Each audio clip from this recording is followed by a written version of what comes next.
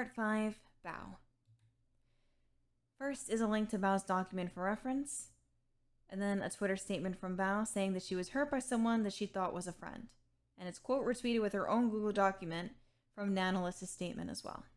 Bao has always been a great friend to me, and I couldn't own up to being a terrible friend to her when I wrote my apology. I've neglected Bao the same as a lot of other friends of mine, but more than the others in my closest circle. There was so much I couldn't explain in my apology about what happened between Red and I over Bao that's all pre-sent below. Because of Red's resentment towards her after he thought she went out of her way to sabotage us at the end of last year, she became a sore topic between us. My partner's opinion of my friend pressured me to treat her differently to avoid any conflict between us. I never tried to talk to Bao about it since I didn't agree with Red to begin with, and I didn't want to start any drama between us.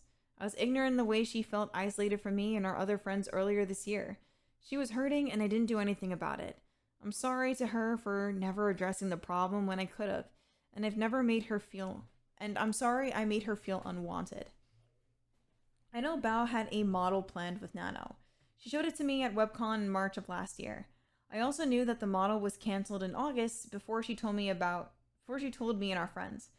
I was told that Nano chose to cancel Bao's model so she could focus on her own content. I had no reason to ask to read Red's messages myself when this happened. When Bao messaged me and our friends, I felt bad that I had already knew about it. I saw how excited she was about this model, but I didn't do anything to try and help her.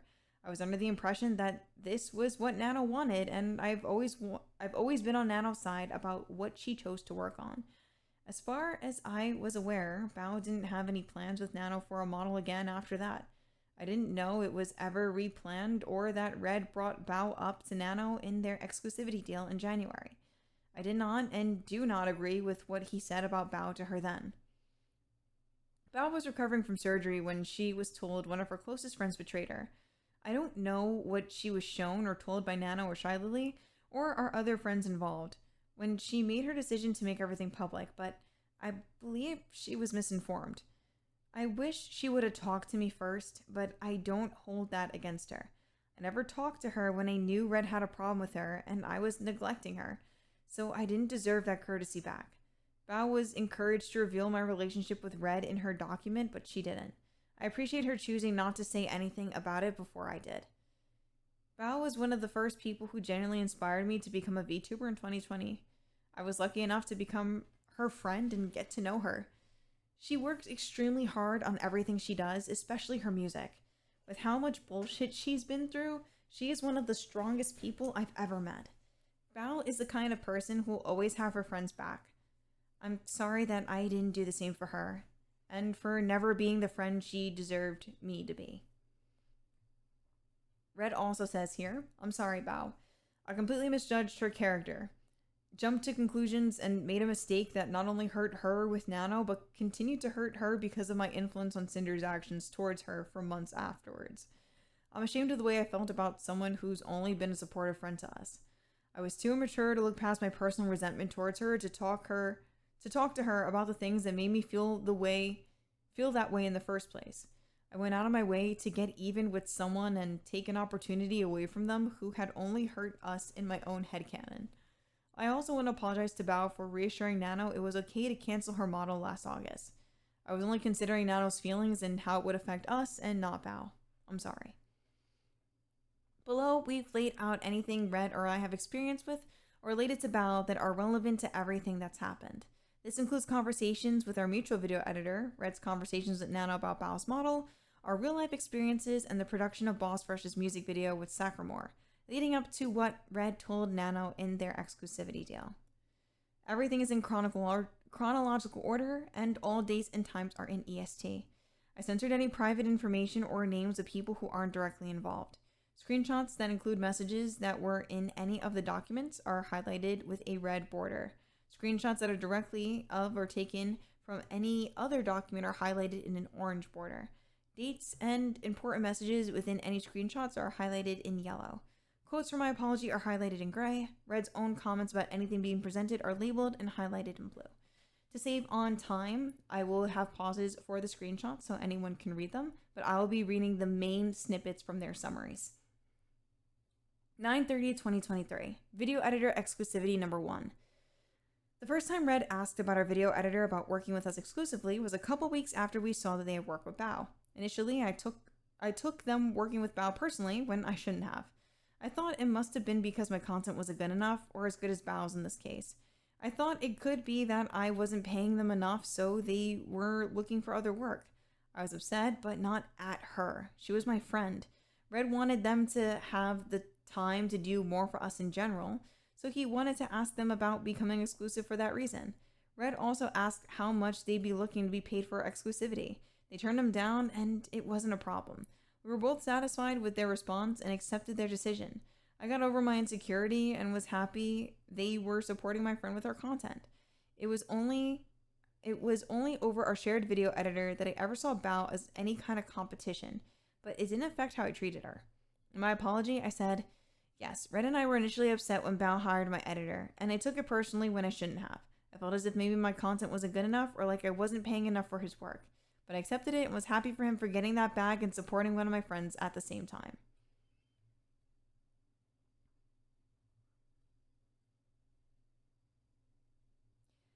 And then 11/17/2023, finding out about Bao's model, Red asks Nano about her current projects like he often would.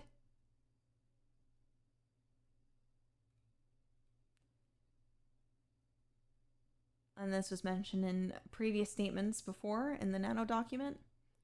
These were also mentioned in the Nano document.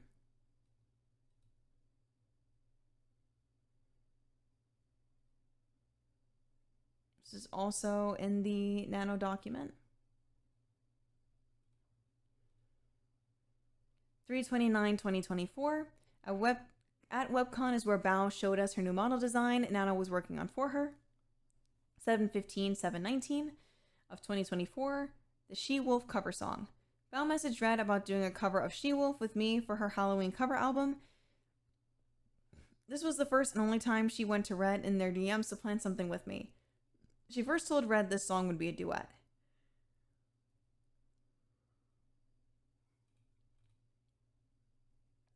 She messaged Red again later, now telling him that Numi was involved. Red asked me about this, and he told Bao that I said I was down to do it. I also said she could have just messaged me about this, and I don't know why she didn't. Red asked her to clarify if it would just been the two of us like she said, or three of us now, but Bao never responded.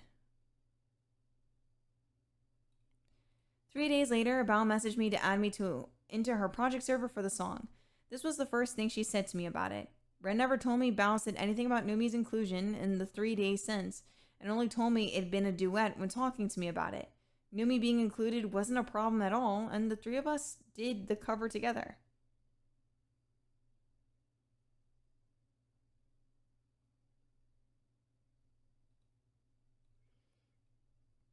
(7/23/2024). Bao's model cancellation. These are Red's DMs with Nano leading up to when she canceled Bao's model. 7/23 to 7/26. Red asked Nano if she knew when Bao's model was going to debut, so we could plan our schedule around it, like we would have done in the past with other people she's worked with. It was the end of July, and he thought her model was already finished. The last time Nano had mentioned it to him was in November, and she told him she planned to have it done in June. We saw the design at WebCon in March when Bao showed us. And these are screenshots we saw in the Nanolist section.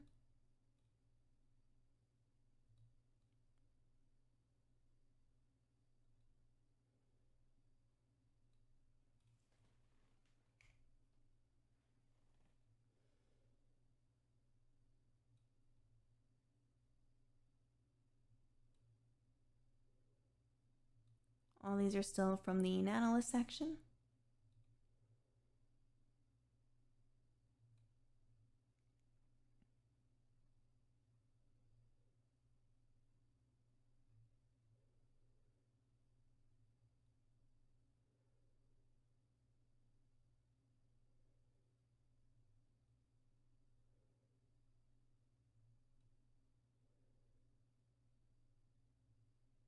Also from the Nanolist section.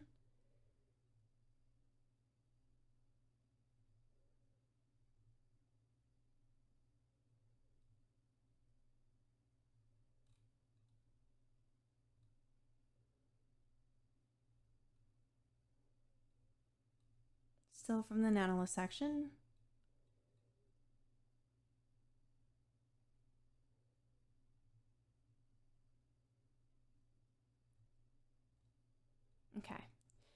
It was after this when Bao messaged our group chat with our friend saying that Nano dropped her as a client. I felt guilty knowing about this before Bao had told us. I didn't know what to say, so I didn't say anything. I was the one who was known to always work with Nano, but if this was her decision, I didn't want to get involved. I should have been a better friend to Bao and at least tried doing something for her, but didn't. The screenshot of Bao saying that she was dropped from Nano. And then the screenshot that was also mentioned in the Nano list document. I was aware that in this instance, Bao's model was cancelled, and before she said anything, I haven't claimed otherwise anywhere, and I didn't say anything about it in my apology. I was not aware Red giving Bao's name to Nano in its exclusivity negotiations in January 2025. This is what I said. Regarding the exclusivity deal made between them, I had no part in their direct negotiations of their eventual agreement, and I had no knowledge of Bao and Cotton being included in the list. If I had known my friends were included, I would have said something to put a stop to it. And then this was also mentioned in the Nano list document that Sinder tried to get in contact with Bao, but Bao had already removed her, so she talked to a mutual friend to try to speak with her. This was also in the Nano list document. They bring up the point that if they were so close to begin live 2D and rigging, when Nano was saying that it was just that it hasn't even been started yet, something doesn't add up here, is what the speculation is.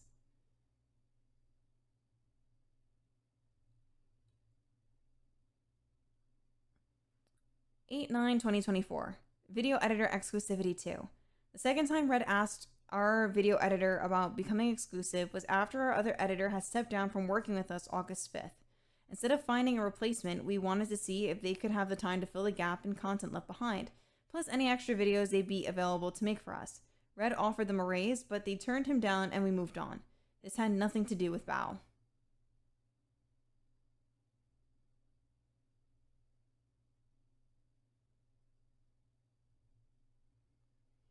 Eight 27/2024.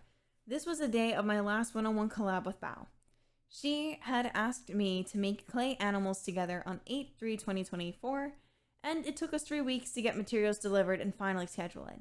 We ended up making VTuber mascots. I was happy Bao wanted to do something artsy together since I already did my own crafting streams and I wasn't able to do hand cam crafting collabs with other VTubers very often. And Bao says, "Hello, can we do a hand cam stream where we make clay animals together?" Smiley face. And then Sinder says, "I'm so bad at sculpting, LMAO, but that sounds like it would be fun." 8/31/2024 Natural Disaster. Bao released her original song, Natural Disaster, featuring our other friends alongside her. Red goes on to say, "This event is here because of what I watched Bao say on her stream, either on the day the song was released or sometime in the couple weeks before then. She was talking about how difficult, frustrating, and time-consuming it was to work with inexperienced singers on music projects, and that she would rather work with V singers from now on who know what they're doing and can match her high skill level. These were her closest friends she was talking about live on stream. I couldn't find an archived VOD of the stream anywhere to prove this happened either. What I remember is how it made me think Bao viewed her friends and how I felt about it." Sinder goes on to say, "At this time, Bao, Numi, and I were working on our She-Wolf cover. Red told me this and it made me anxious about the song, and I felt like I had a lot of pressure on me as well. I barely had any singing experience and wasn't anywhere near Bao's level, but she asked me to be a part of this and I wanted to do my best for her." 9/19/2024, 9/23/2024. Red goes on to say this. "There's 3 things that happened at TwitchCon last year that further formed the opinion I had of Bao. 1. The first night there, Sinder, her friends, and I went out to dinner somewhere nice. Bao was supposed to be there with us but never showed up. It was the first chance the close friends had to see each other in months in person, away from work, and she blew them off. Everyone present was talking about her not being there. 2. One of our friends was telling us that they were working on a song with Bao, and Bao asked about them having a music video to go with it. The song this friend was making with Sinder at the time was planned to have a music video, but they weren't planning on having one for the song with Bao. They said that Bao got upset with them, guilt-tripping them over their decision about their own content. This reinforces what I had told Nano about Bao. 3. The last night before everyone went home, the friends were planning to go to dinner. I ended up getting sick and stayed behind. In the group chat, while they were figuring out where to eat, Bao said that she wanted to go somewhere fancy, or she wasn't going. This was the last night everyone was together, but there were still caveats. She just had to spend time with her friends. Neither Sinder or I have access to this group chat anymore. At a party at TwitchCon was where we met Sacramore, Bao's video editor. He came to me and said he'd love to work together to make a music video for me, which is why Red would ask him to make one for Boss Rush. 9/28/2024 to 10/4/2024. Sacramore and Boss Rush music video number 1. Since this is the first time Sacramore has been mentioned, here is his document for reference. And Sacramore is a link to his document saying, feel free to read if you want. Go show love and support to both Nano and Bao though. Red reached out to Sac after TwitchCon about a music video project, which was the one for Boss Rush's song. They discussed it over the next week, but Sac couldn't fit it into his schedule at the time. This screenshot.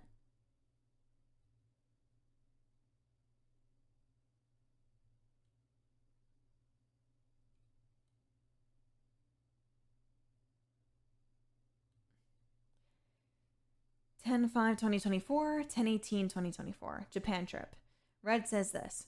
There's 2 things that happened during our trip to Japan with our friends last year. 1. Bao got mad at another one of our friends for something that happened at a restaurant with a rude owner. She got pissed and yelled and belittled our friend when they did nothing wrong. They confided in Sinder and I afterwards and they were very upset over it. But it was fine because they said that's just how Bao is. 2. Everyone got together for what we called our Canadian Thanksgiving dinner since it was a few days earlier. It was the last night all of our friends would be together, just like TwitchCon, and again, Bao never showed up. She said she was on her way and then sometime later said never mind, she's not coming. We all were aware this was the last time we'd all see each other until 2025. After TwitchCon in Japan, I was pretty convinced about how I thought Bao viewed and valued her friends outside of making content together. I experienced these things in Japan and at TwitchCon too. I was put off by them in the moment, but I didn't think about them beyond when they happened. 10/23/2024 to 11/30/2024. Sacramore and Boss Rush's music video number 2. After getting back from Japan, Red messaged Sac again about Boss Rush's music video since the planned release date was pushed back again. These are all of their DMs over the course of the music video's production. Screenshot 1. Screenshot 2. Screenshot 3. Screenshot 4. Red goes on to say, I offered to pay double for Sac's work because I knew it'd be a tight deadline and was desperate for his help. Sac was one of 2 music video editors we knew, and the other guy wouldn't have been able to pull off this video in this time frame. Sac's music videos always come out great, and this project needed to be the best it could. In screenshot 1. Screenshot 2.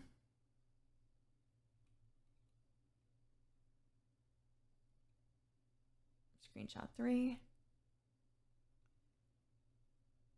Screenshot 4.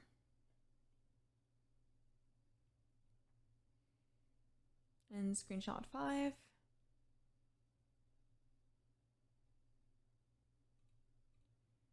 Screenshot 6.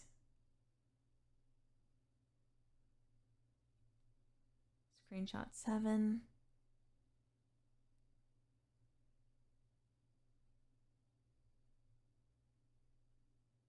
And screenshot 8.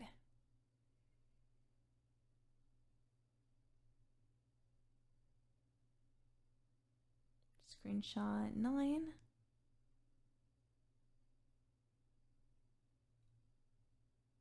And screenshot 10. To preface, this is just the interactions that Sacramore has had with Red mostly.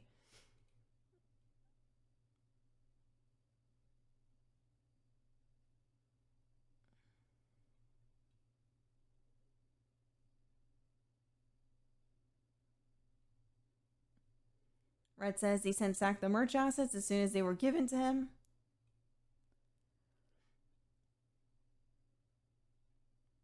Redacted says, Happy Thanksgiving, thanks for grinding.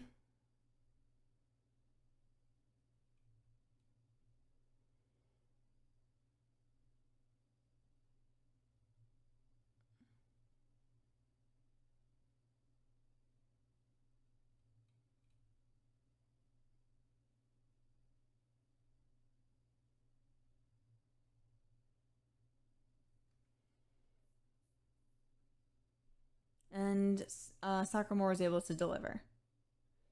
For transparency, there were 14 timestamps total, but some were cut off between these two screenshots.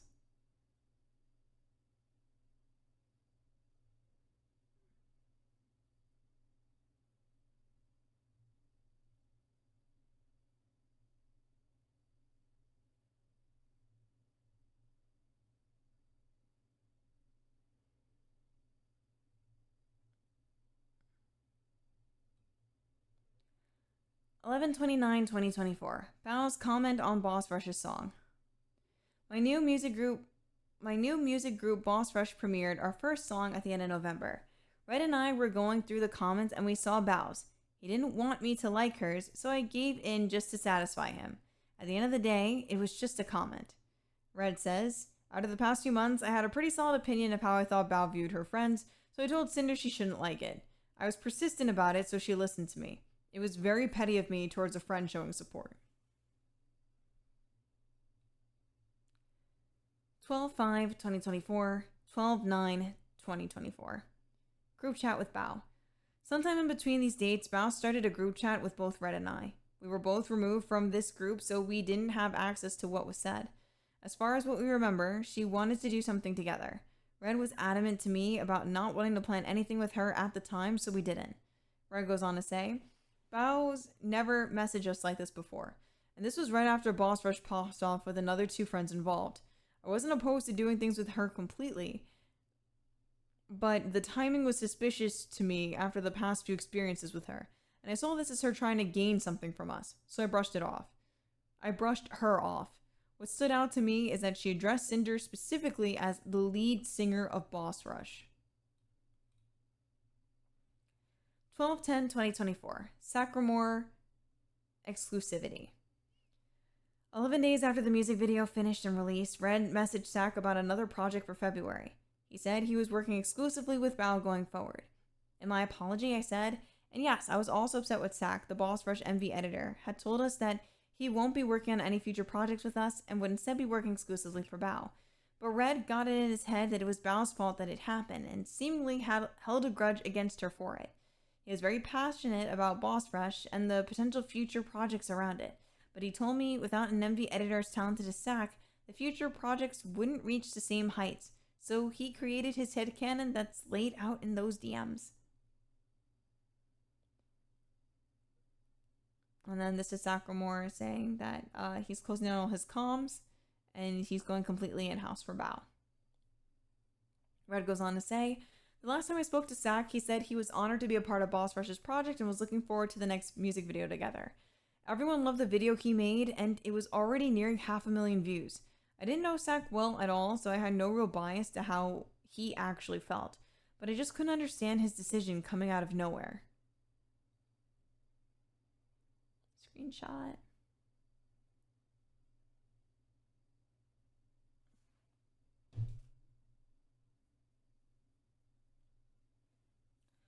Red goes on to say, as we were messaging, I was going back and forth talking to Sinder about this, which is why there's gaps in my time to my responses to Sak. But by the end of our conversation, I was suspicious of his reasoning. And then Sinder goes on to say, right after this, Red messaged our video editor about music video editors and what happened with Sak. They're close with and works with Bao and her other editors, including Sak.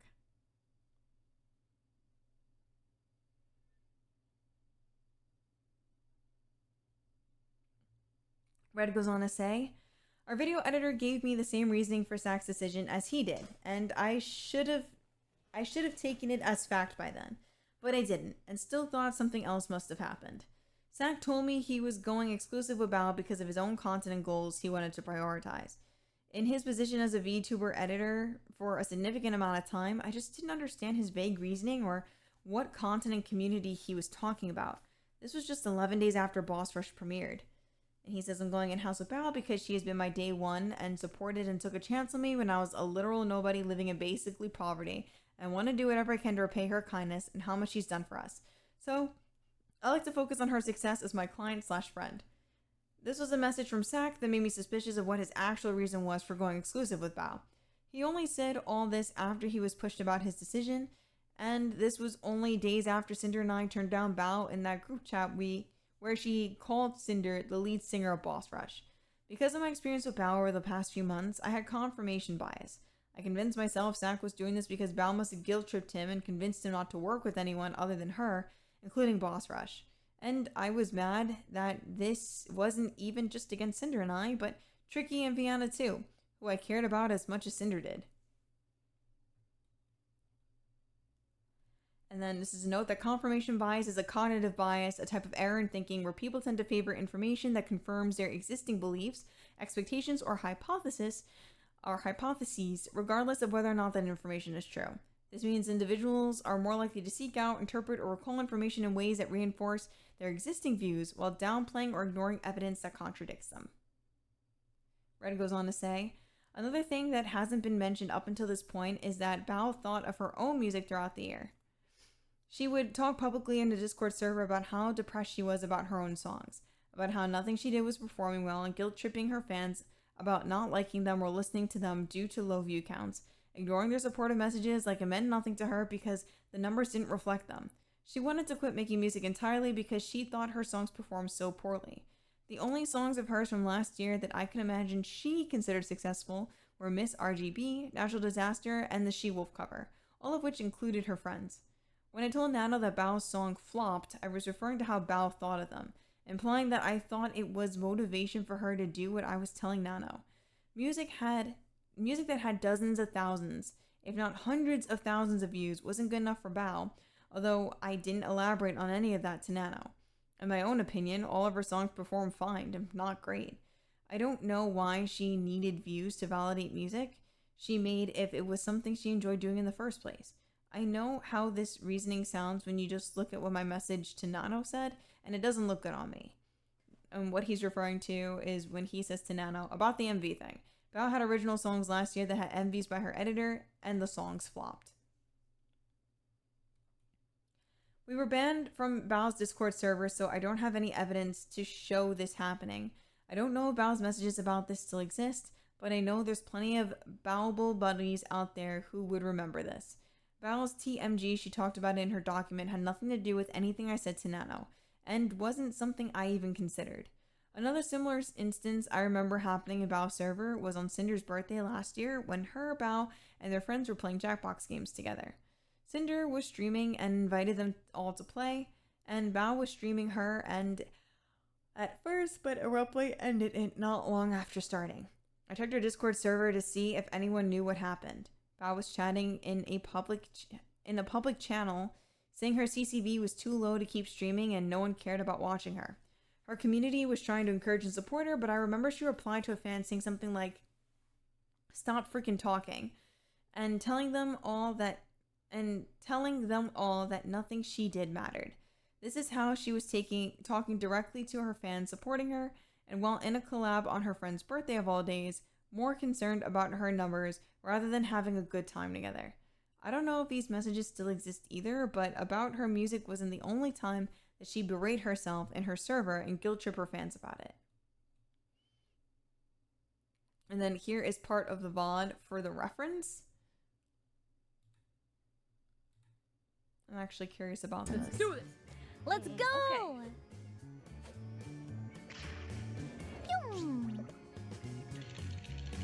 Welcome to Faking It. Oh, here we go. I wonder if it's a specific part. My fetish is watching people play social deduction games. Oh. Things really Oh, work wow. out for me. During the game, It I'm says gonna here send 1 different hour, little tasks 48 to your minutes. devices. Looks like it's shorter now than it was. Except for one player who gets... Ooh. Ooh. White girl wasted. I will say I didn't have enough time to finish this shit. Unfortunately, it looks like we'd have to watch the whole VOD in order to see this specific spot. But this is something to review for another time. Link does work. Red goes on to say, "One thing I found while putting this document together was a tweet from Bao earlier this year on 3/15 that indirectly supports the above. Bao said she was struggling with an unhealthy work-life balance like us. She wasn't enjoying content creation, implying she was too focused on the numbers, and what she did was never enough for her." And this is Bao's message. Bao says, sorry I've been spotty with streams, just trying to take better care of my mental and physical health so I can be the best self for you all. Long boohoo, wow wow, big daddy, baby ramble, lol. Learned a really hard lesson about work-life balance last year when I sang and talked until my literal jaw fell off and had to start physical therapy and get bi-monthly trigger point injections just to be able to chew food properly. Chronic pain, constant migraines, life hit me fast. At some point, the fear of falling behind and being forgotten outweighed all the joy and fulfillment I was supposed to feel as a content creator. It was a really bad cycle of going way too hard, having to take a break, rinse and repeat, and never really feeling like I was getting anywhere. And if I did, it wasn't enough. I think I saw my family a grand total of 2 times last year and barely called home. Kept telling myself I'll call back, but I had more missed calls from my parents than callbacks. It's really scary coming home and seeing my parents get visibly older. It felt like I was constantly running out of time with every aspect of my life when in reality, I just had to reevaluate how to be an actual human being, being an actual human being again instead of a machine. But good news is I'm a gym girly now, and I try to phone home twice a week and think creatine is slept on for girls. Anyways, thanks for reading. I'm just a boober, and I love you guys. Mwah. This is the year I get my shit together, surely. Red goes on to say, she also spoke about her jaw pain in this tweet that she mentioned in her document. This is not something I'd ever considered and had nothing to do with my opinion or actions towards her. And then Red goes to say, with everything I had seen, heard, and experienced with and around Bao over the past few months all added up, I had come to this conclusion. Boss Rush's song came out and was performing great right away. Bao, who was upset with her own music's performance throughout the year and who really cared about the numbers, saw how well the song her musically inexperienced friends made was doing. She also found out her video editor Sak had made the music video for it. This made her upset. She messaged Sinder and I about doing something together in a week that followed, calling Sinder the lead singer of Boss Rush, but we turned her down. She was also turned down about doing the music video with another friend recently, who was guilt-tripped about it, and now us refusing to make content with her made things worse. She must have spoken to Sak some time about it and how depressed she was over all this, guilt-tripping him about everything she's done for him into not working with anyone else going forward. When Sak told me why he made his decision to go exclusive, he emphasized how indebted to Bao he was, which would make sense if he was guilt-tripped into this. Sure, there were times before this I thought Bao could be whiny or pushy, but I never held anything against her before. Now I was convinced she was selfish, only cared about her friends when clout was involved, and had intentionally screwed us over out of jealousy of her friend's success. Things that were never a problem to me, like her working with our same video editor for the past year and a half, suddenly became an issue.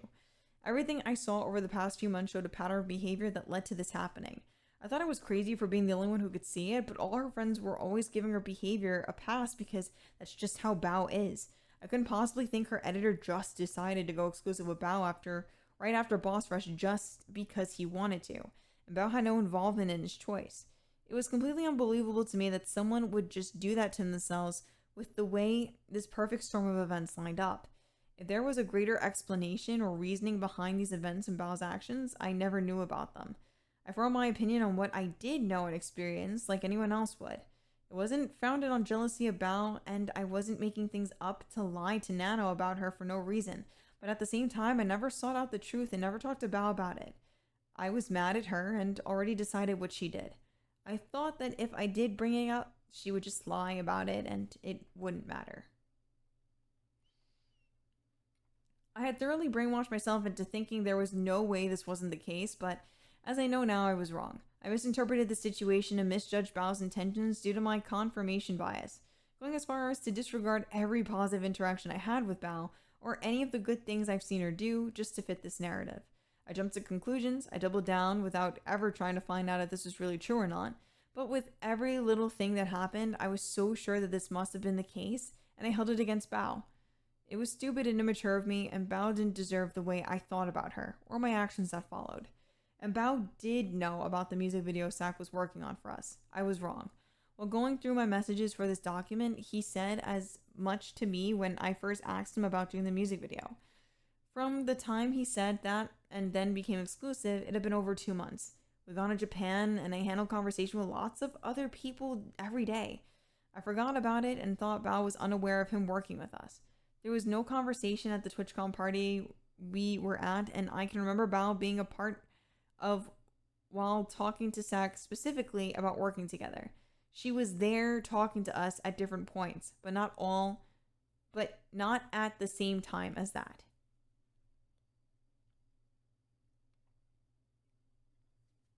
And this is from Sak's document. Sak said, also, I'm not sure what they were on about with Bao not knowing about me working with them, since I asked Bao with Sinder and Red standing right next to me at TwitchCon if it was fine, and she had no problems with it at all.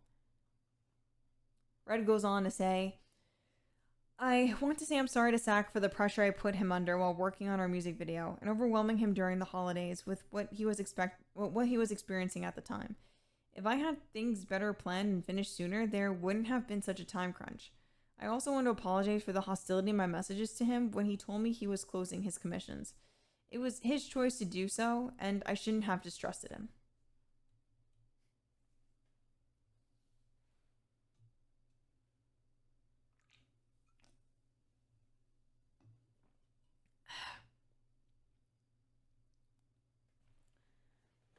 Okay. Argument with Red. 12/12/2024. Red came up with this theory about Bao and brought it to me. This was a verbal conversation, so I have no evidence of it, only of the events around it. I didn't believe Bao would pressure her editor just to hurt us. I was upset about not being able to work with Sak again too, but I told him we just have to find a new editor. We confronted with her actions over the past few days, or the past few times we saw her. I said they weren't a big deal. Red was persistent and went through his evidence over and over until I got mad too. I caved on the YouTube comment, and I understand what he was saying to me, but I didn't agree with his conclusion. I was already stressed out because of my new model debut in 3 days, and I was hosting the VTuber Awards pre-show the day before that. That's where my Fansly announcement would also be, and another thing I was nervous about doing at all. Now, Red was telling me he knew one of my friends had purposely done this to me. I had finally told him it wasn't true and to get over it. Red told me to ask Bao about it, but I told him to, since he was the one with the problem. I had a collab on another friend's channel the next day that included Bao. Red wanted me to cancel it last minute because she was involved after I had already made an announcement about it on my Discord server earlier. And then this is the announcement on the Discord server. I didn't want to hear it, got upset, and just went to bed from the stress of everything. Because of our fight, I was asleep and missed the Okami sequel announcement. I tweeted about it when I woke up.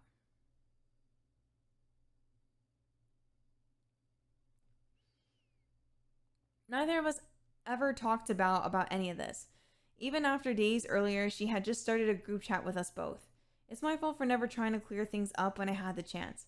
I just wanted this to go away and keep the peace between me and my friends.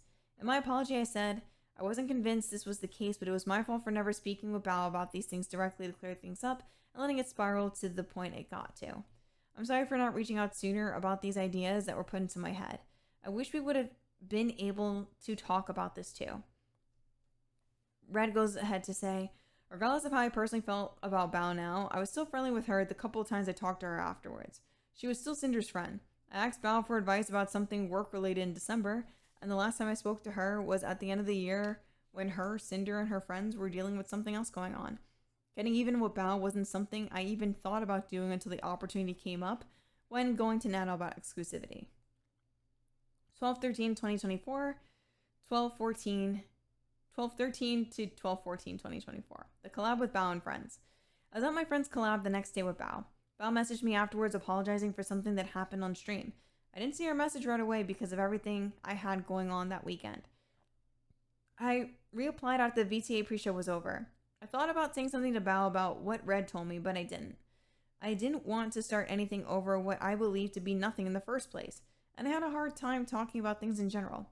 I trusted Bao, I was still mad at Red, and my new debut was the next day. Bao says, I'm really sorry I spaced out at the end. It was like lights were on and no one was home. I promise I never ever forget you or your music. I was running purely on fumes for the duration of the stream today. I also hope I didn't talk over you too much. I know blank yelled at me for it, so I started being more aware of it. I'm sorry, please forgive me.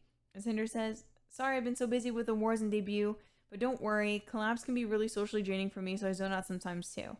Val says, no, you're totally fine. Oh, thank God. I'm watching right now. I voted for you in every category.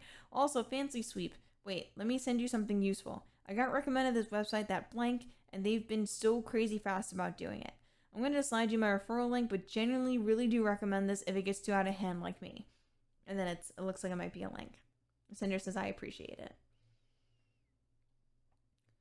12:14, 12:15, artist number 1 and Bao. Artist number 1 told Red that they're working with Bao now. Red goes on to say, artist number 1 told me they're working with Bao now. This was only a few days after I spoke to Sak and Sinder, and I had an argument over my theory about Bao. The other regular people we work with, I was talking about here was Nano, from when she was working with Bao earlier in the year. I told artist 1 that it wasn't a big deal they were working with her. Artist number 1 never knew my thoughts on Bao that were told to Nano in January. I was mad at Bao, but I wasn't planning to do anything about it.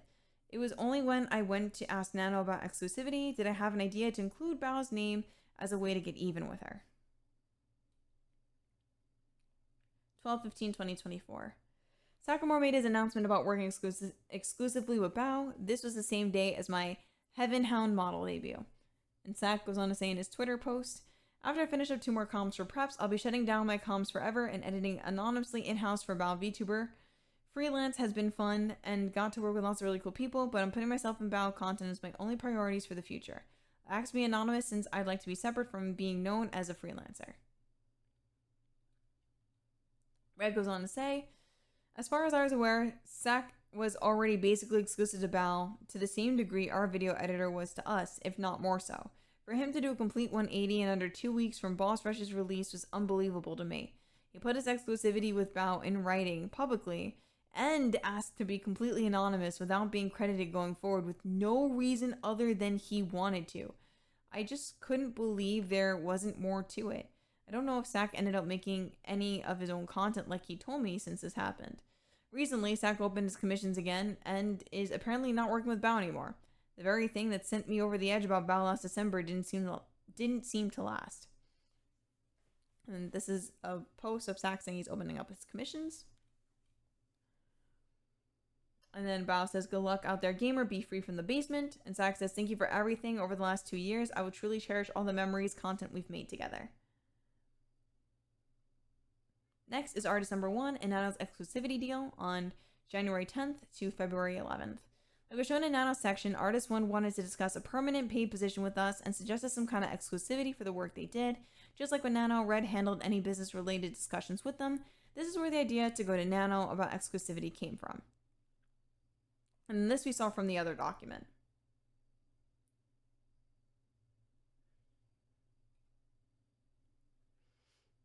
And by other document, I mean in Nanolist's section.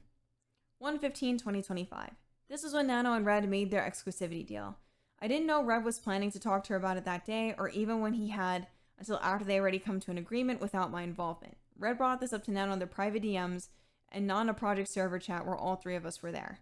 And then this was also mentioned in the Nanolist document as well.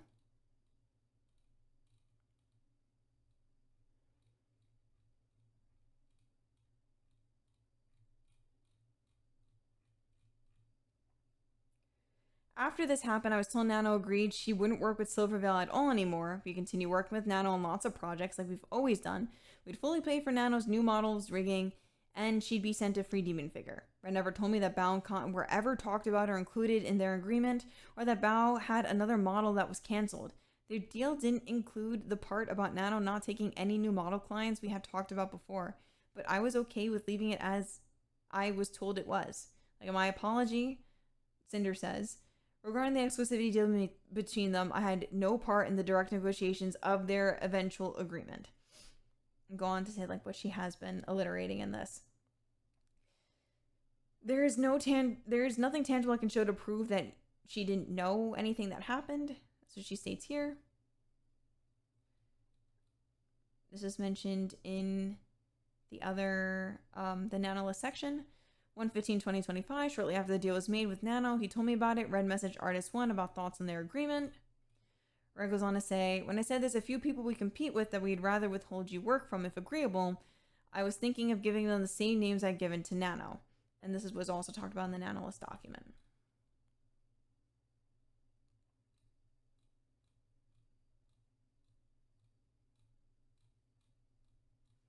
These are all also mentioned in the previous document.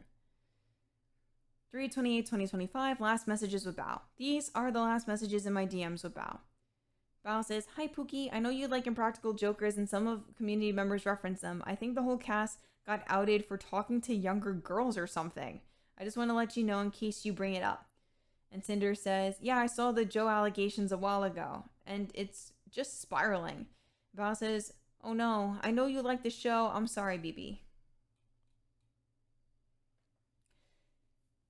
Being a bad friend, compromising with Red, and Boss Rush's role.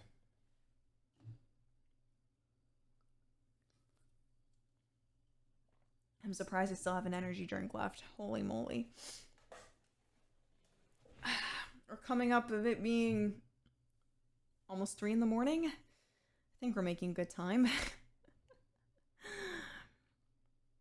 Being a bad friend, compromising with Red, and Boss's Rush's role. After our argument in December, Red and I didn't talk about Bao again until sometime after my Heavenhound debut. He pressured me not to interact with her professionally anymore. I wasn't going to agree to that, but I didn't want this to cause problems between us at home. Bao was a friend that lived across the country. I only saw every few months and already didn't do things often with. I live with Red, so I chose to do just enough to keep the peace, finding a middle ground between us. I didn't plan anything with Bao one-on-one, which we already rarely did. I didn't raid her in the times I was able, and I didn't retweet artwork of us two together on my Not Safe for Work Twitter account. Red didn't want to include Bao in anything Boss Rush related either, including collabs. Red goes on to say, "It was wrong of me to push my feelings about Cinder's friend onto her and expect her to essentially cut her off. Initially in December, I didn't want Sinder, the brand, to interact with Bao at all. I didn't want Bao to be included in anything Boss Rush related either because I thought their music video was the motivation to make Sacco exclusive. I took what I thought happened as Bao acting against all 3 of the girls, not just Sinder.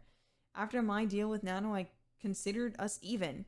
And by the time Nano walked her deal back, I didn't care to find out if Bao's model was still cancelled.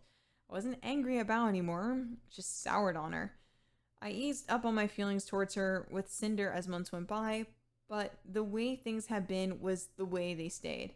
I was eventually open to the idea of a 6-person Boss Rush song with all of Cinder's friends, including Bao. It was in group activities with her and her friends that I still interacted with and collabed with Bao, like always. I was one of the 6 of us that often took the initiative and tried planning things for all of us to do together." There's a screenshot of her talking to someone.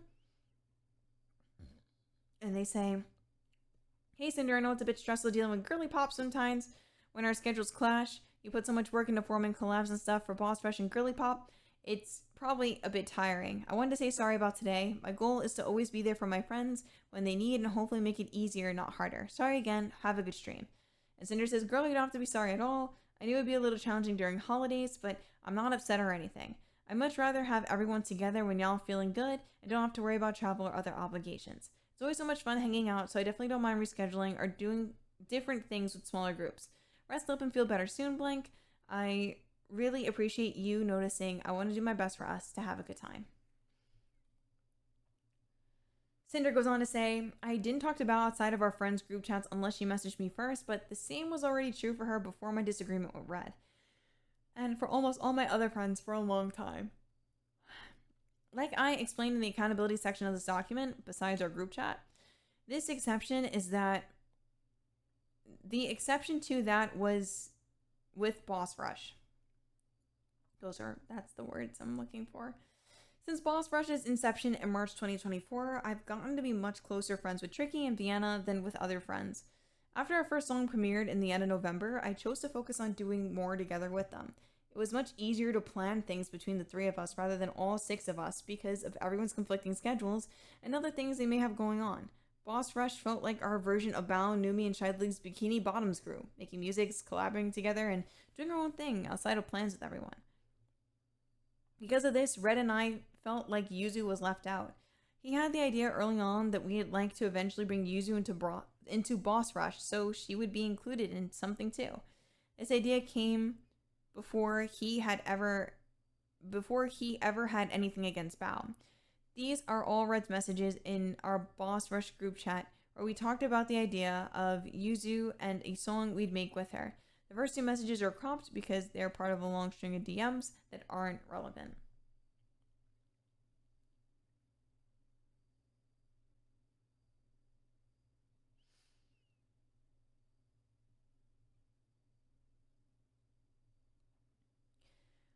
When we would be looking for a fourth person in our Boss Rush collabs this year, Red would suggest Yuzu.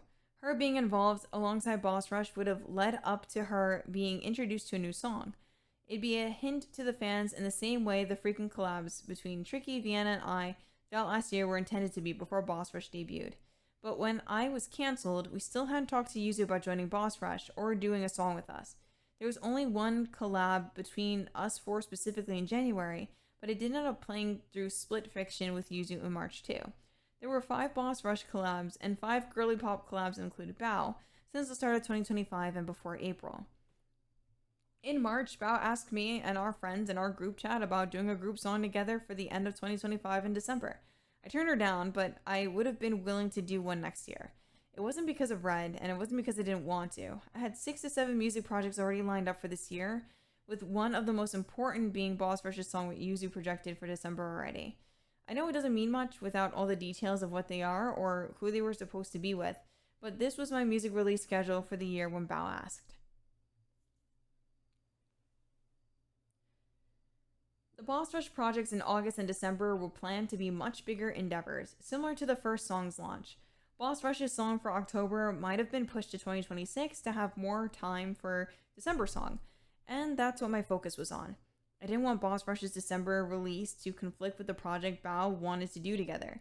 I know the time investment needed to put music projects together and how difficult it is to get myself to record my own vocals sometimes. I didn't want to sacrifice the plans I already had for this year and commit to another song. Even Numi said no to Bao at first because of her own schedule. I was removed from this chat when the documents were posted, so I don't have screenshots of anything from it. With how much more I was doing and planning with mine and Bao's other friends within the same friend group, and because of how I was neglecting her, Bao felt isolated, also evident from her tweets in March.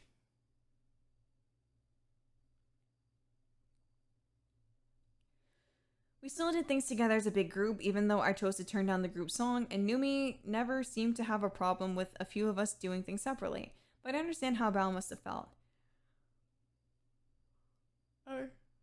Excuse me. I was including Bao in any of my own things, and when our friends had free time, it went towards our plans together without her. Numi said Bao confided in her about me and the way she thought I felt about her, but never did Bao try talking to me directly about how she felt, the same way I didn't talk to her about Red's feelings.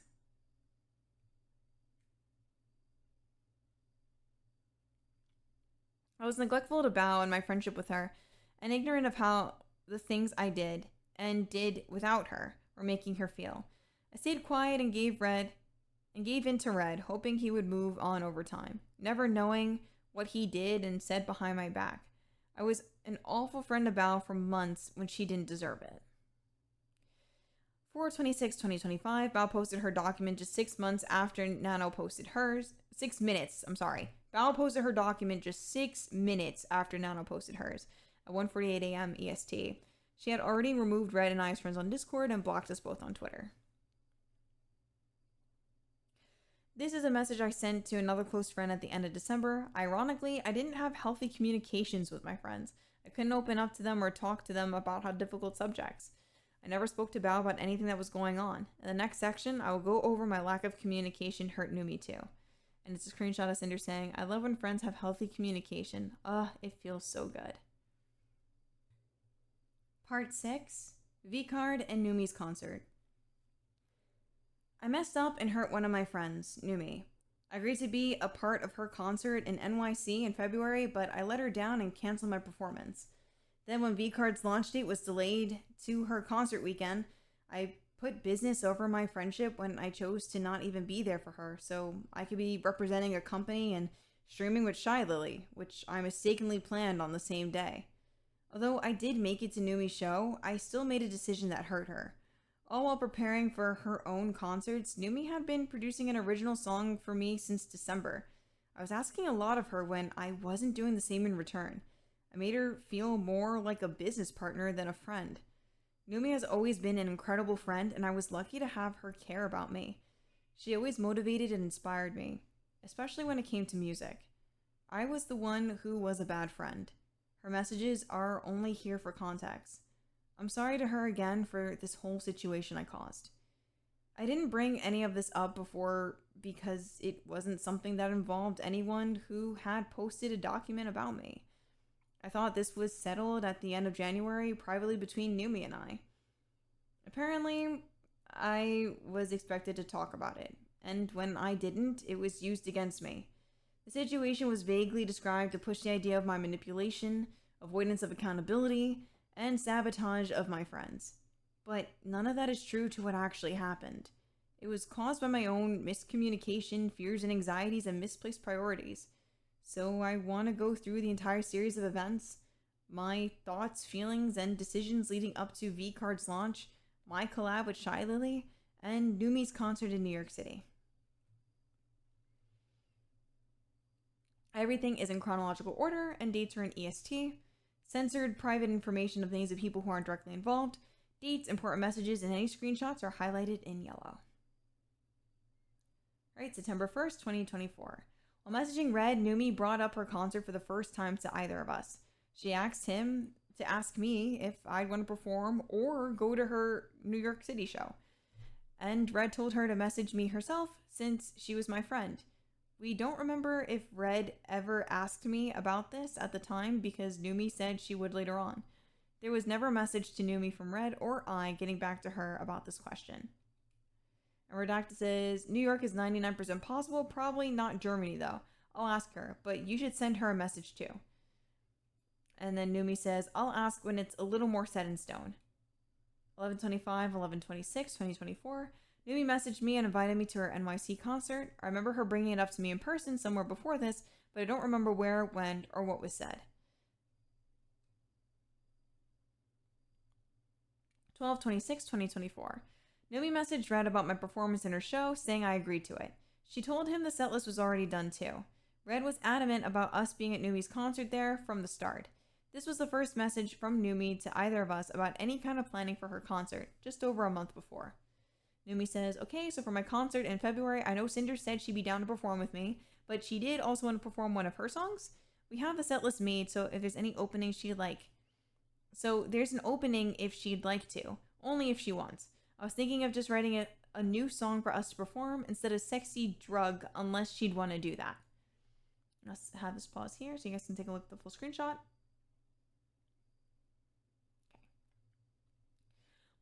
When Red asked me about this, I was confused. I didn't remember telling Numi I'd sing alongside her at one of her shows, especially with how I felt about singing.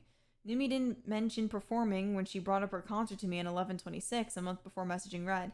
I couldn't find any messages between us or any clips from our recent collabs talking about it. I remember talking about her concerts with her in person at some point, and I guess I must have agreed to it on one of our trips together. Instead of trying to talk to Numi about the confusion and causing problems, I just accepted it because whether I remember singing it or not, she had the impression I would perform. I really shouldn't have stayed quiet, but I didn't want to let Numi down. I never told her this, and by the time I finally spoke to her about how I felt, how could I have? Numi never messaged me directly about the concert, which is why I left all the communication about these plans over the next month up to Red when it shouldn't have been. 12/26 to 12/27, 2024. This is when I first brought up the idea of a V-Card collab with Shy Lily. I wanted to become closer friends with her, and V-Card was something I think we were both really excited about. My GamerSubs part owner announcement was coming soon, and I felt like doing something together for the launch of the new game would be a great idea for the brand. V-Card was supposed to release on 1/17/2025.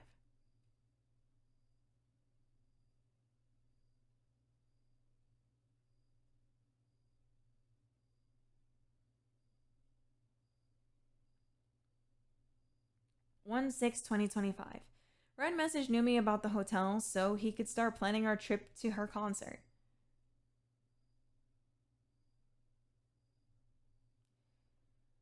1/7/19/2025. I asked Shy Lily about the V-Card collab again to make actual plans since the release was under 2 weeks away on the 17th. I suggested the day after release on Saturday, which would have been the 18th. Shy Lily replied the next day and at the same time, V-Card's release date was delayed to the 31st. All I was thinking was that the collab was moved 2 weeks later than planned at the end of the month. Then we talked about doing other things together.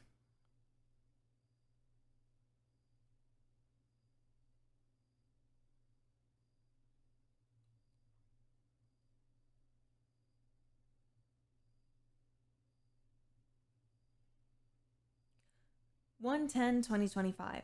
Red finally got back to Numi about her question about my performance and told her about some of the struggles we've been discussing over the past couple weeks. However, Red only said it was about performing on stage when it was specifically about singing with a live mic. I should have gone to Numi to talk to her herself. I didn't want to bail on my friend, but my anxieties around performing live were stressing me out despite trying to psych myself up. I was indecisive and couldn't make a decision on what to do. Numi told him that we shouldn't feel obligated to go to either of her concerts, including the one I was supposed to perform at.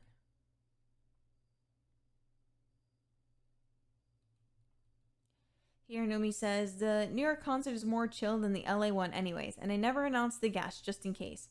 I wouldn't want to pressure her or anything with that, to be honest. It'd only be if she's 100% comfy. That's a quote from Numi. And the important message in this is Numi says, you guys don't have to feel obligated to go either, by the way. I hope it doesn't sound like I'm pressuring y'all at all. I know everyone is tired from 2024 travels. And then Redacted says, well, now we're like bad friends if we don't. And then Numi says, literally, I don't give a frick for blah, blah, blah. If y'all don't want to go, you don't have to. Like, it really isn't a big deal. Later the same night, I was talking to Numi about matching shirts she was making for us. I suggested we could wear them together when I saw her in NYC because I was still planning to be there, but hadn't decided if I was going to be able to perform or not. I didn't say anything about my performance in her show, and she didn't ask about what Red said to her earlier that day. 1/13/2025.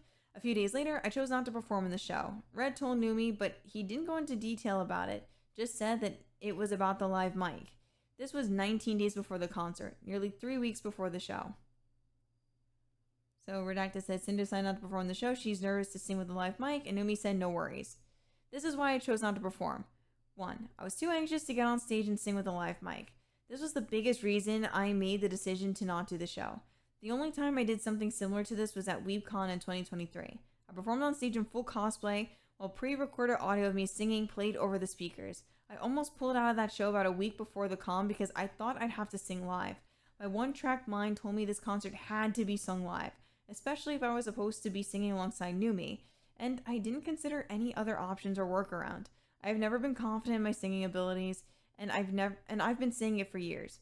Every time I've recorded a song, I would do dozens of different takes for each verse, and then I'd have Red listen to them all and pick the ones he thought were the best. It was only after I heard my vocals mixed into a song did I think it sounded right. Although I've done karaoke many times with my friends, this was a completely different scenario. I was definitely afraid of singing live in front of a crowd for fans for what would have been my first time. Here's a conversation with another friend about almost canceling my performance in WeebCon's concert 4/3/2024.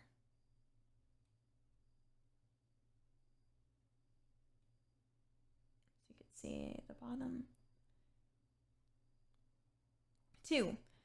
I didn't really want to make a public appearance on stage without being in cosplay. My cosplay takes up a lot of space when I travel, mostly for the tail and wig. The only way I'd be able to get the whole thing there is if we drove, but Red didn't want to drive to New York City, and I was worried about anyone following me in costume after we left. Even though I would have been most comfortable on stage wearing everything, I would have been okay with just wearing my Sinder wig by itself, but it didn't fix my problem with singing live. 3. I didn't think my part of the show was that important or integral to the concert overall, and that pulling out wouldn't have been that much of an inconvenience to Numi. As far as either of us knew, there wasn't any songs planned for me to do yet, and the set list was done in December. Sexy Drug was the only song Numi and I covered together, so I assumed that would just be the only one. Any other songs in the set list that may have been intended for me to perform were never communicated. She suggested to Red that I could perform one of my songs, but I only had 2 songs to choose from, Convergence of Sin and my cover of Winter Rain. Even if we sang them all, that was a total of 3 songs. I didn't think it'd be a problem to fill in that 1 to 3 song gap in a set list, if she even had to. I don't know anything about the prep work that goes into planning a concert, though. And this is just a callback to what Numi was saying previously. Red told me that Numi reassured him that I shouldn't feel pressured or obligated to perform, or even go to the concert 3 days before this.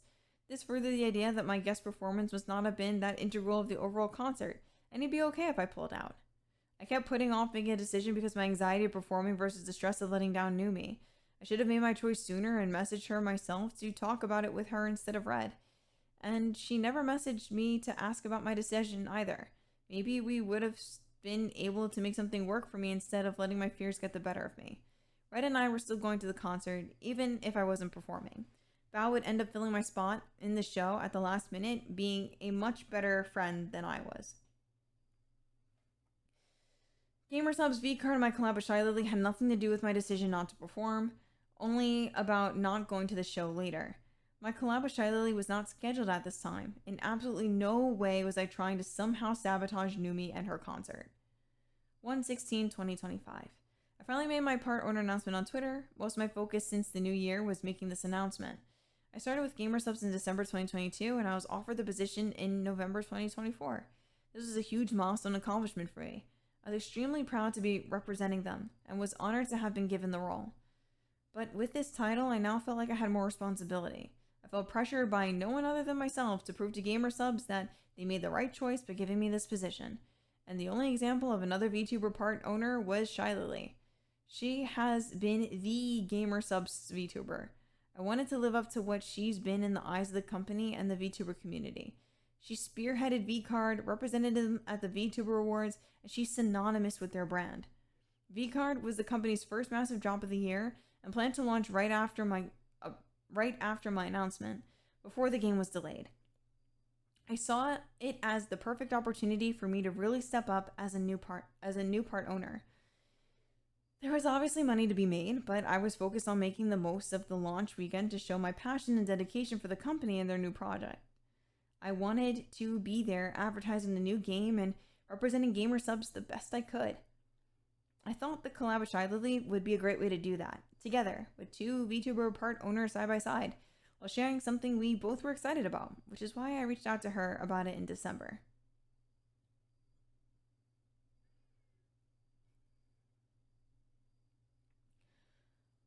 January 22nd, 2025. In her song production server, Numi told us how her shows will affect her schedule around the songs she was making for me. The conversation following this message was the last one in this chat before the concert.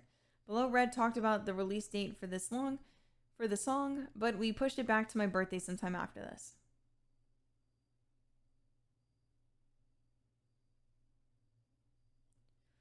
One 26/2025. 4 days later, I checked in with Shy Lily about our VCard collab so we can plan a time. I first asked to plan it the day after release on Saturday, just like the original plan was. I asked Shy Lily about 3 p.m. EST, but we settled on 1 p.m. EST, and I said, we can go for however long you want.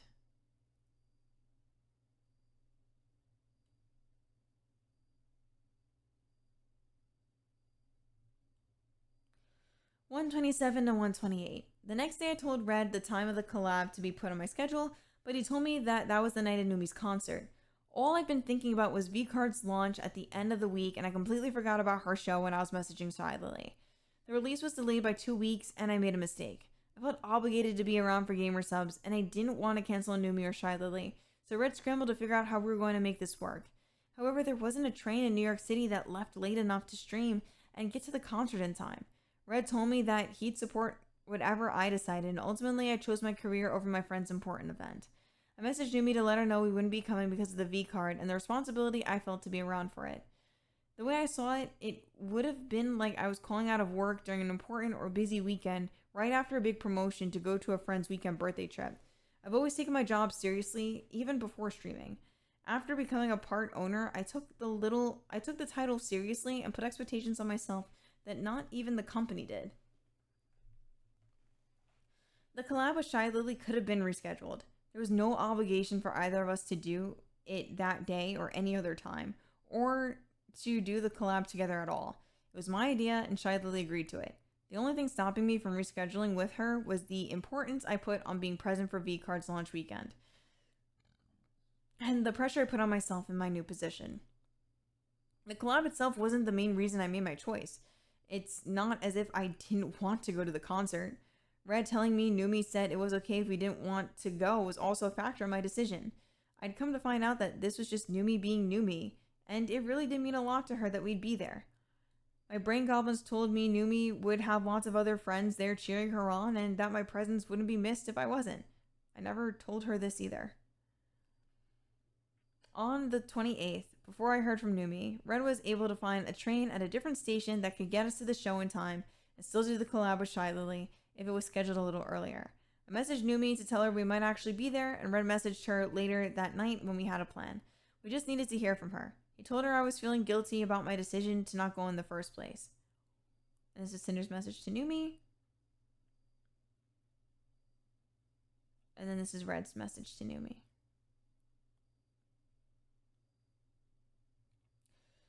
1:28 to 1:29. I asked Shy Lily if we could start our collab an hour earlier to have more time to stream together before I had to leave to make the train.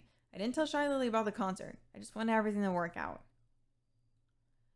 I was up super late last night feeling so stressed and guilty about my choices around Numi and our concert and how disconnected I felt from a lot of my friends lately.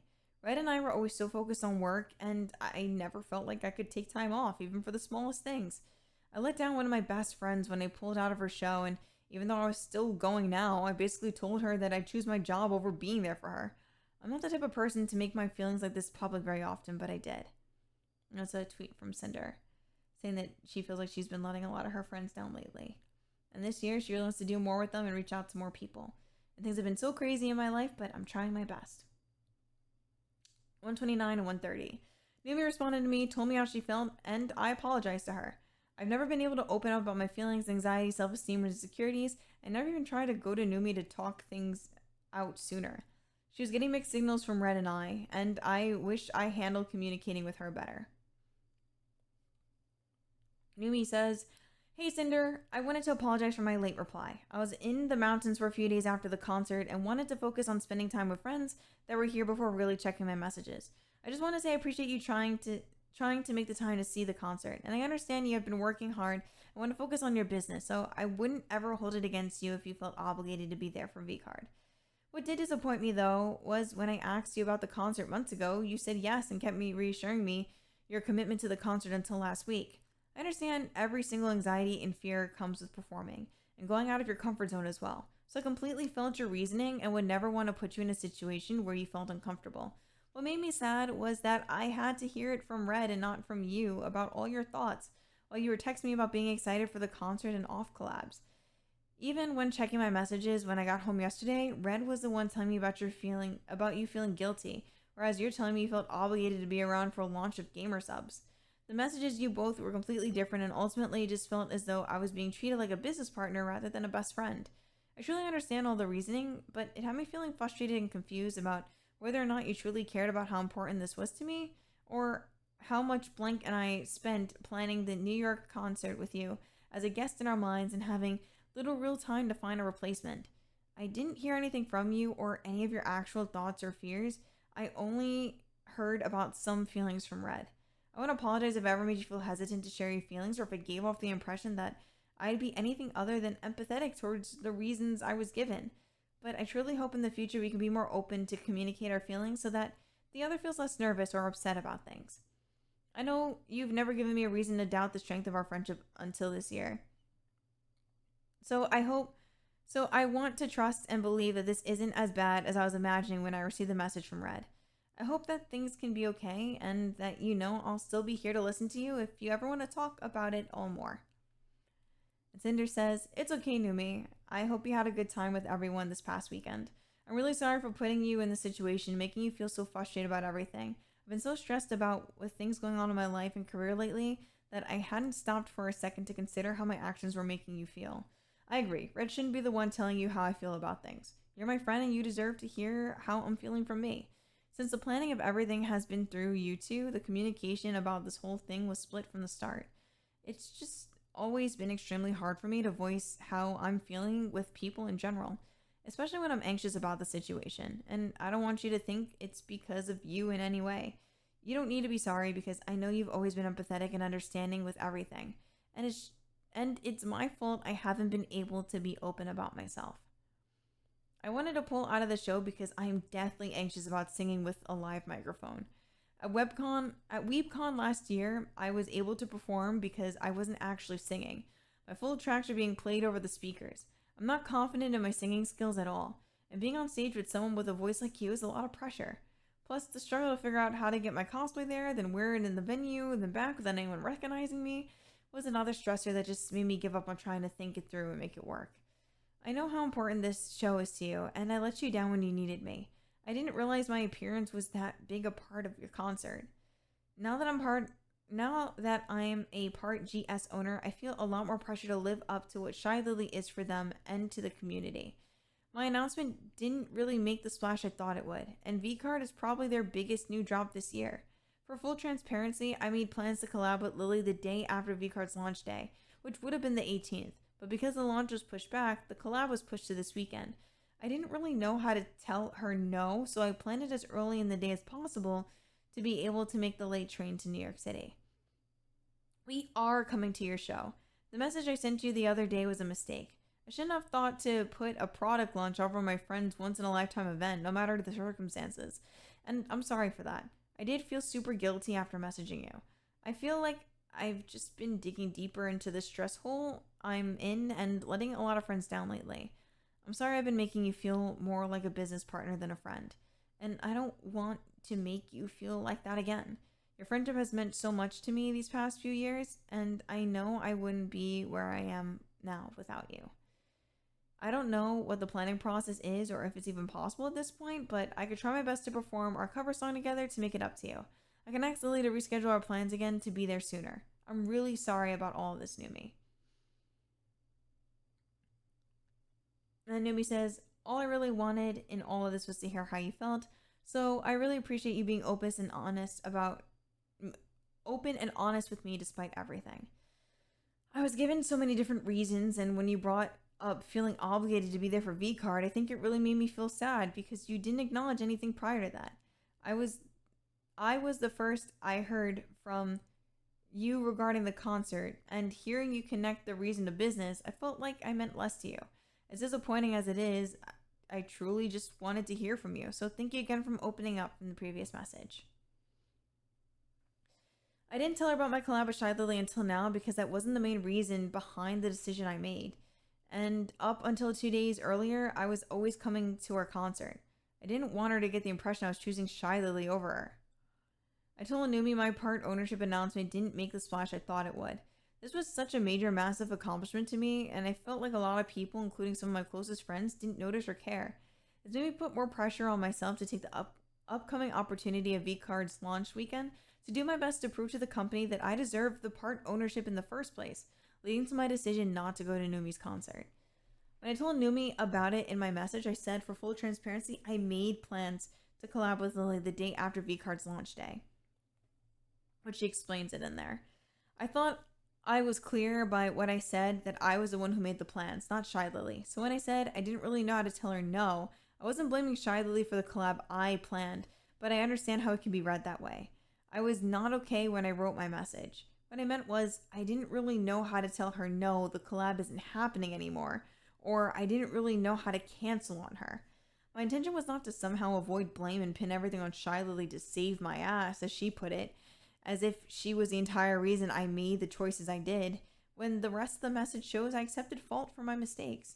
And again, I didn't even mention Shy Lily originally. Saying I felt pressure to live up to what Shy Lily is for gamer subs was not me blaming Shy Lily either. I was explaining myself. The bar Shy Lily set was what I wanted to reach for the company and community now that I had the same part owner position. I put the pressure on myself, and it's what led me to making the mistake of choosing business over my friends. I felt so bad that I was willing to try getting on stage with Numi for at least one song, and to reschedule my collab with Shy Lily to be there sooner for her. I was willing to do anything to try to make things right. I never said the collab was something I couldn't miss.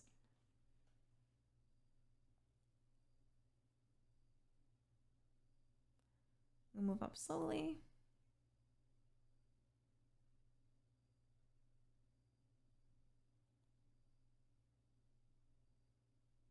Okay.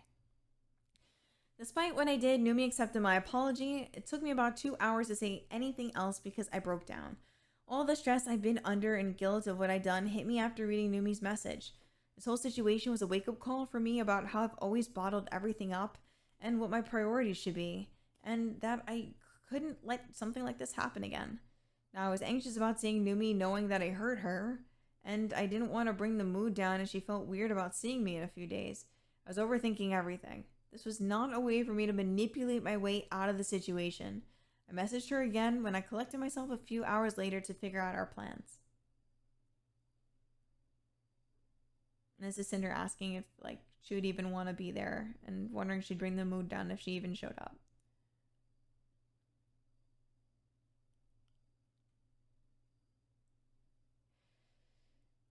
February 1st, 2025. This is the conversation Shizali and I had at the day of our collab and the concert.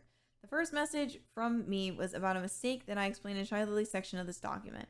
After our collab, I told her I was going to Numi's concert for the first and only time.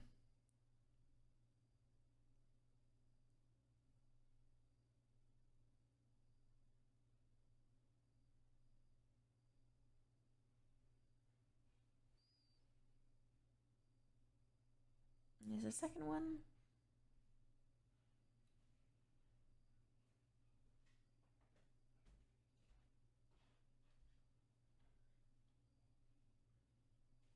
And last part of the message.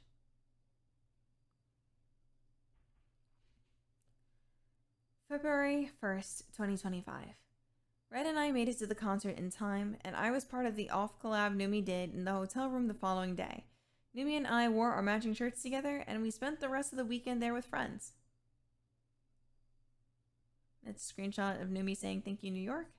And then Sinder replying in the tweet saying, "I loved it. Y'all sounded so good. We're gonna need even more shows after this." I was already planning to be at Numi's next concert in the US, if not both of them. I wasn't going to let Numi down again. These two shows happened at the end of July. I wasn't there for obvious reasons. Part 7, Shylily. First is a message from Shylily. She replies to her apology, to Cinder's apology for reference. Shylily says, "The absolute audacity to sit here and continue to manipulate and gaslight is absolute insanity. The pain and mental torment you've caused to the ones closest and most supportive of you has been devastating, and I have never been so heartbroken and hurt so badly for my friends. You're the fakest person I've ever had the displeasure of supporting. Reading and hearing of how you've really viewed me behind my back, not just your screenshots of your man, but also your very own messages while having to sit here and read through these bullshit lies you spin makes me want to vomit. To claim that you didn't know a single thing and had zero awareness of what your man was up to when everyone who shared even a single moment with you knows that you basically operate as the same person, sharing every waking moment while loving to jump at the slightest opportunity to turn into your most slanderous self as soon as opportunity was given, even when talking about your friends, is sickening. I have experienced your own actions about Red in a situation where in your own screenshotted words you express a pressure to live up to what Lily is, and proceeded to throw one of your most loyal and supportive friends under the bus after months of continuous planning, just because you consistently choose business over friends, never feeling bad for failing them. Just to earn the bag and compete with me over a VCAR collab that you rescheduled to be the exact date your friend needed you to keep an important promise. You actively lied about it to them instead of blaming me for a collab you rescheduled, adding me to the pool of excuses to save your ass when you realized you were being a bad friend. Why blame me for choosing to miss an obligation you agreed to on one of the most important days in that friend's career? Everything you do is out of competition through your constant need to one-up the people who are the sole reason you even have these opportunities and platforms to earn from to begin with. You're welcome, by the way. You claim that it's just business. Well, in the business world, there has to be accountability, and all you have done is try to shove it away and admit to nothing. In true narcissistic fashion, you're only feeling sorry about yourself and your own consequences and your career and try to salvage it. I'm sorry for everyone who looked up to you as an inspiration, and I'm especially sorry for your fans. Pyropups deserve better. And that was posted on April 27th at 6:41 p.m. Sinder goes on to say, Shiley was a friend, but I've never been close with her. I wanted to get to know her better because of how close she was to my other friends. She's someone I've always looked up to. I saw her as a role model and, as of this year, a potential business partner. I wanted to live up to who she's been for the VTuber community and gamer subs now that I held the same title. She was the only example of a VTuber in that position before me, and set the bar for what a gamer subs part owner is and does. I've never been jealous of her or envious of what she did, and I didn't see her as my competition at any point. Since October of 2024, Shiley and I have been messaging back and forth every now and then in our DMs, leading up to our interactions before and during our V-Card collab you saw in the previous section. From the second half of March, she stopped replying to my messages. It's not odd to get busy and miss messages, and I was guilty of that all the time to too many people, but it was out of the ordinary and was going on for almost a whole month by the time I was canceled. This was alongside her seemingly dodging collabs we were both a part of and off-putting reactions to me raiding her. I became anxious about what was going on in March and April because I viewed her in such a high regard. Shiley didn't have her own document about me and didn't say anything until after I did. But she was the first one Nano contacted about any of this and was involved the entire way through. Shiley pulled everyone together to organize, plan, write, and post the documents that ended in my cancellation, and her lie-filled reply to my apology was the final nail in my coffin. Her actions show she clearly had something against me before Nano even said anything to her, and she couldn't take accountability and admit to it until I was already in the ground. Shiley said she wanted her own section, so here it is. I'll show and explain everything I was experiencing with Shiley for the couple months leading up to what happened, since it's relevant to understand what Red told Nano in their messages. I won't be repeating things that included Shiley in the previous section about V-Card, and this section will pick up right before the release of the game and my collab with her. Everything is in chronological order, all dates and times are in EST.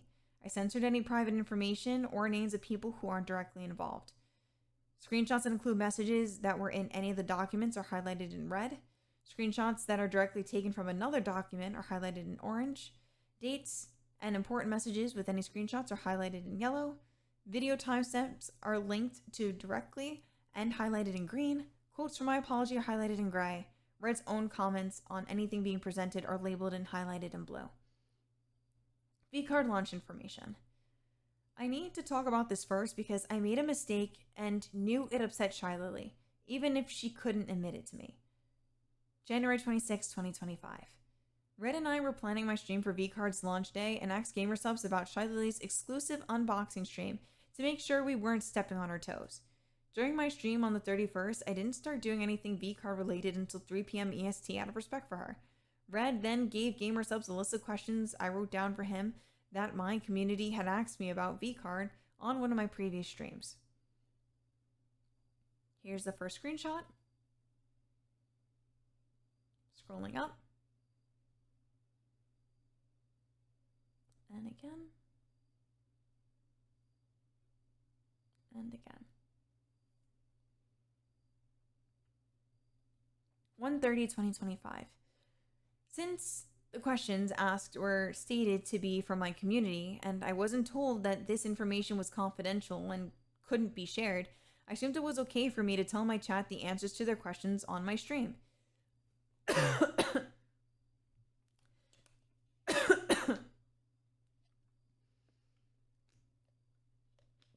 Sorry guys, a lot of reading.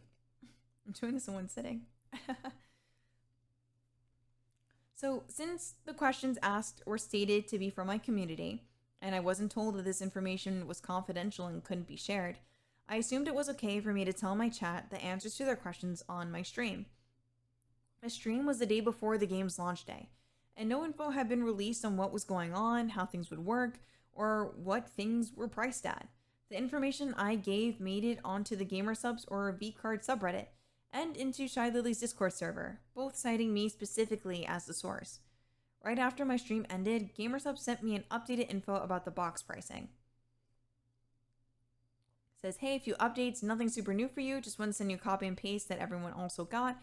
The only big change was that the booster box is going to be sold from $89.99, not $84.99. This was the day V-Card launched. Shy Lily talked about how angry and annoyed she was about V-Card info leaking early, including incorrect info.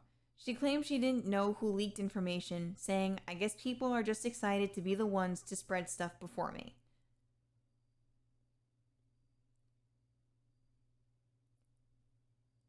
Of the info I gave out the day before, I was wrong about the price by $5, which I was only updated about after my stream ended.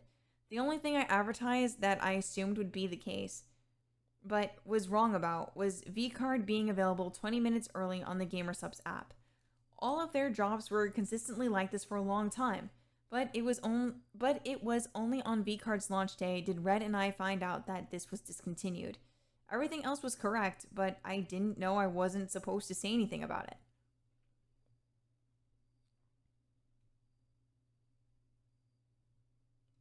Shy Lily said that official sources were the only ones with correct info, meaning herself and the GamerSubs or V-Card Twitter accounts. When someone asked if I was an official source, she said no. I was a part owner now, and I didn't know there was a difference between me and the other official sources. I was given the information directly from the source, though thought it was okay to make public, and thought I was doing the right thing by answering questions the community had. My motivation wasn't to be the first to share this info. The community didn't know what was going on just a day before the game launched, and instead of leaving them in the dark, I gave them the answers to the questions asked on their behalf. As a new part owner, people were looking to me for answers about V-Card, and I thought I was doing the right thing by informing them. I was wrong to do so and made a mistake, and I made sure to correct the info I had wrong on my stream on launch day. That night, I messaged Shy Lily to apologize about what I did.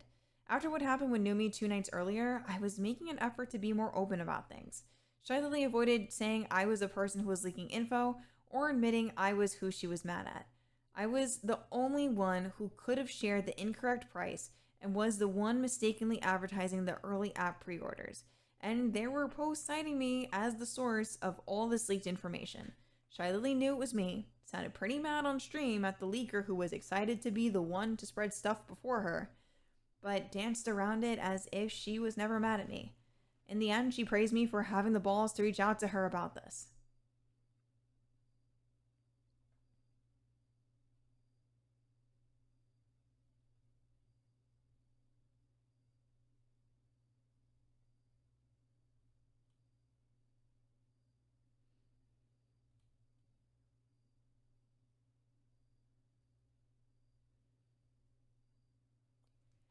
In another conversation with GamerSubs a couple weeks later, we asked them to clarify to us what is and isn't able to be shared publicly going forward after what happened during V-Card's launch.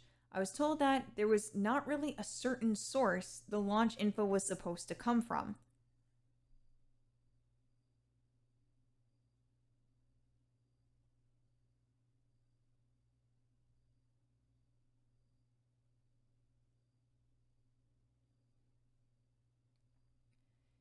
To 5/2025. The very last collab I had with Shy Lily was a few days after our V-Card collab. This is on March 3rd, 2025. This was the first time either of us messaged each other since our V-Card collab on February 1st. I asked Shy Lily if she wanted to play Split Fiction with me. It was a long game that we would have been able to bond over while getting to know each other better. She told me she'd pass on the game, and that was fine. Then I asked Numi, who was also unavailable. She told me that Yuzu was interested, and I happily played through the game with her.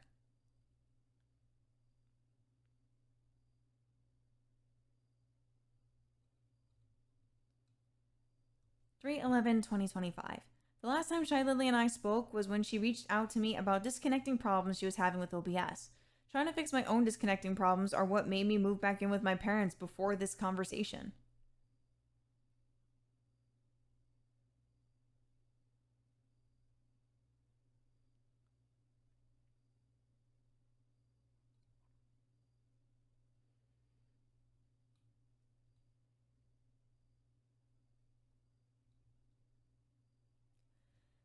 After this, there were 2 different repo collabs Shy Lily and I were both supposed to be a part of. This was when I thought things started to change between me and Shy Lily. On March 21st, 2025. This was the first repo collab. It was originally going to be on the 15th, but it was rescheduled to the 21st. Shy Lily was supposed to be there, but she decided to cancel last minute due to a Bikini Bottoms collab she had going on that day. I understand, just like everyone else, and this alone wasn't a problem to me. 3/27/2025. The second collab never happened, but was being planned in a group chat. Shy Lily was added to the chat, but apparently couldn't make it shortly after. She never messaged in the chat directly before she was removed. These are all of the messages here, and it never went anywhere after this.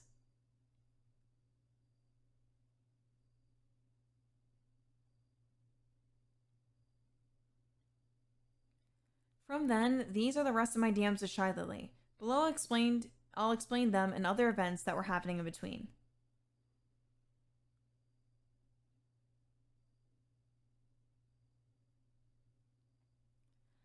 I messaged Shy Lily the day after the above collab chat happened with the new V-card rules were announced and the tabletop sim version was revealed. I would have thought she had loved the idea of playing together to advertise and show off the new rules of the game. It generated hype and renewed interest in V-card after lots of people were dissatisfied with the first edition's game mechanics. It was an idea motivated by the business implications of it, but it was something to do together as friends, and I thought we'd both be excited about it. It would have benefited us both and the entire brand. On 3/30/2025, Sinder raided Shy Lily. Shy Lily greeted the raiders and didn't say hi to me or thank me for the raid. I didn't see it when it happened, but if you were able to watch for another 5 minutes after she basically moved on with her stream, you'd see she then did quickly thank me for the raid. If she was able to greet my raiders when the raid first happened, then why couldn't she have just said hi and thanked me then? I wasn't upset about this since it was just one raid.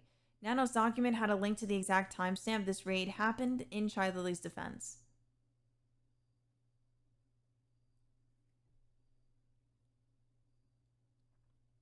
Four 7/2025. A week later, I still hadn't heard from Shy Lily. I messaged her again about playing a different game together. I just wanted to hang out since she hadn't been able to make the past 2 collabs that we were both supposed to be a part of. And maybe she didn't like my idea about V-card.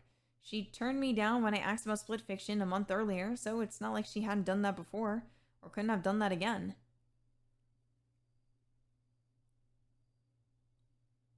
4/11/2025. I raided Shy Lily again. Shy Lily didn't say hi or thank me for the raid like you'd expect your friend to do, or any streamer to do. She said hi to my raiders, but didn't thank them either.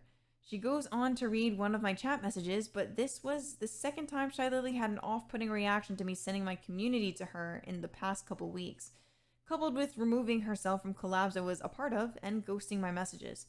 This more recent raid was not linked to Nano's document. I decided to DM her again to bump what I said before. After still not hearing from her, I was convinced I had done something wrong. I wasn't expecting an over-the-top reaction from Shy Lily just because I raided. Just a hello and a thanks for the raid like any other streamer would do, especially from someone who was a friend. In the past, Silverveil, who Red and I knew had a problem with me, purposely refused to say my name when I raided her. She continually ghosted my messages and got a model from Nano at a suspicious time, among other things, which will all be shown in her section. These specific experiences with someone else who we know didn't like me further led both Red and I to believe that Shy Lily had a problem with me for some reason. I wouldn't have thought that the individual things I experienced with Shy Lily were pointing to a greater problem if they weren't all happening over the same few weeks. 4/11/2025. The same day as my second raid, Red saw Nano working on a model for Shy Lily for the first time. He messaged her and asked questions about the timeline of the model. Red says, I asked Nano about Lily and her project just like I would any other time, and Nano gave me the information just like she would any other time. I thought that Lily getting a model from Nano could possibly be related to how she was treating Sinder lately. That night I saw Red, and he told me Nano was working on a model for Shy Lily, but didn't say anything about him asking Nano about it, or that he would. I was happy with the idea that Shy Lily and I were going to be model sisters, especially since we're both part owners of the same company. Red thought we might have to consider that we'd be competing with Shy Lily with the way she was treating me and the fact that she was working with Nano now, similar to how things were with Silvervale. I didn't agree. In my mind, Shy Lily and I weren't going to be competing for anything, and this would be another thing we'd have in common and hopefully bring us together. I was only concerned with why she would have been upset with me lately and was anxious about it. 4/12/2025. The next day, Red went back to Nana to ask about Shy Lily again and tell her what I've been experiencing with her. These are also the last messages Red had with Nano and the last conversation either of us had with her in either our DMs and project server. I had no knowledge of these conversations until Nano's document was released 2 weeks later. And this we saw in the Nano section of the document.